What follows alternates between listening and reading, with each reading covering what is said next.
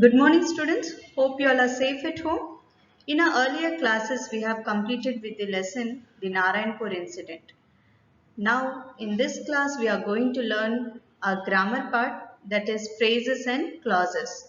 So, before we start with the class, let me tell you a small recap about the sentence. You all know sentence is a group of words, or you can also say a cluster of words which makes a complete sense. Okay, it gives you a full meaning.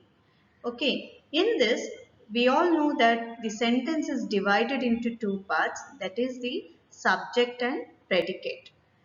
Subject is the thing which denotes a person or a thing in that particular sentence, whereas the predicate is the thing about which the subject is said. Okay, so for example, if we see the sentence dogs bark, here dogs is the subject, barks is the predicate. Similarly, the sun gives light. Here the sun is the subject, gives light is the predicate. So in this sense, we see that a complete sentence is divided into two parts, that is the subject and predicate. So let us proceed with our next. Now we are going to see the slides based on phrases and clauses, children. Just go through it carefully. Phrases and clauses. Here, a phrase is a cluster of two or more words that conveys a short single piece of information. A phrase conveys some meaning but will not give complete idea or thought.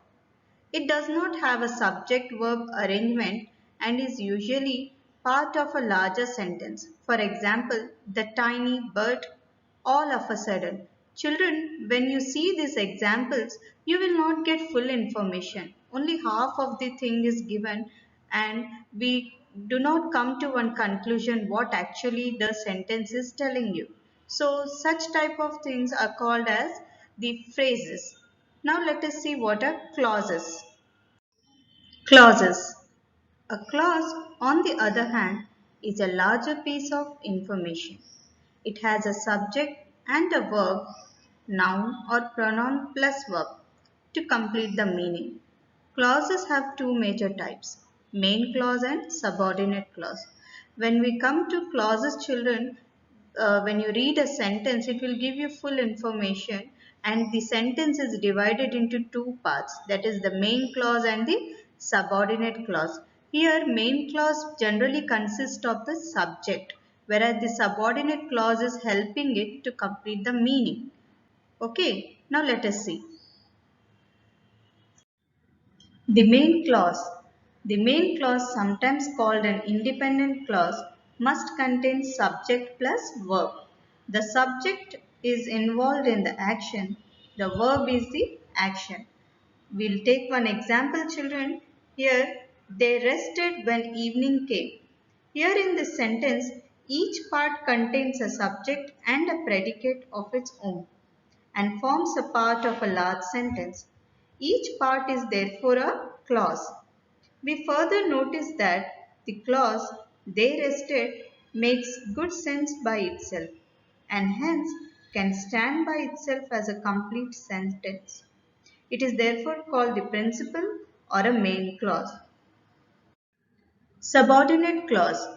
A subordinate or a dependent clause does not express a complete thought. It does not have a subject and verb, but it cannot stand alone as a sentence. They are always introduced by a word like although, because, when, etc. In the earlier slide, we took an example, they rested when evening came.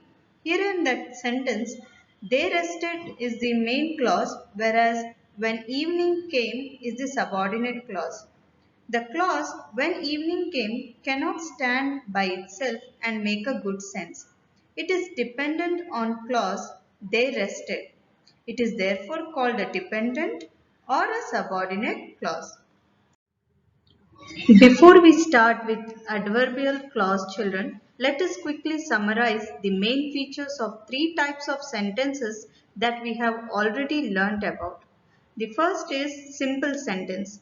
You all must have learnt about simple sentence. Simple sentence is one which has only one subject and one predicate. The moon was bright.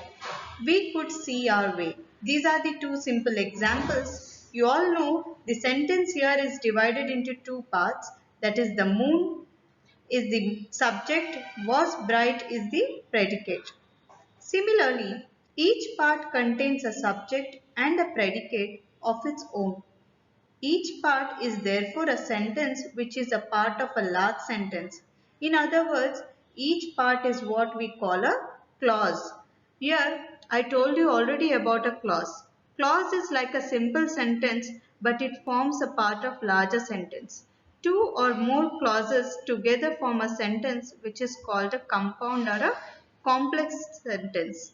Here we are going to learn more deep about the adverbial clauses here, children. Before that, you should know the meaning of compound sentence and complex sentences.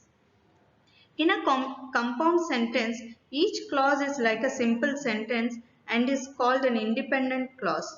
The clauses are joined together by a conjunction like and or but. For example, I'll give you few examples here. This is war and you are the enemy. Here and is the conjunction here. Okay. Similarly, in a complex sentence also has two or more clauses, all of them with a finite verbs. For example, though Amma's voice was steady, her hands trembled. However, only one of them is an independent clause. Here, her hands tremble. The others are dependent clauses, though Amma's voice was steady. Here are few examples.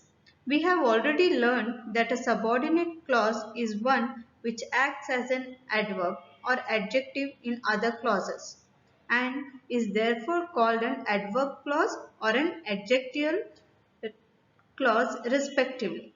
Here in the slide, if you will see, adverbial clause functions like an adverb.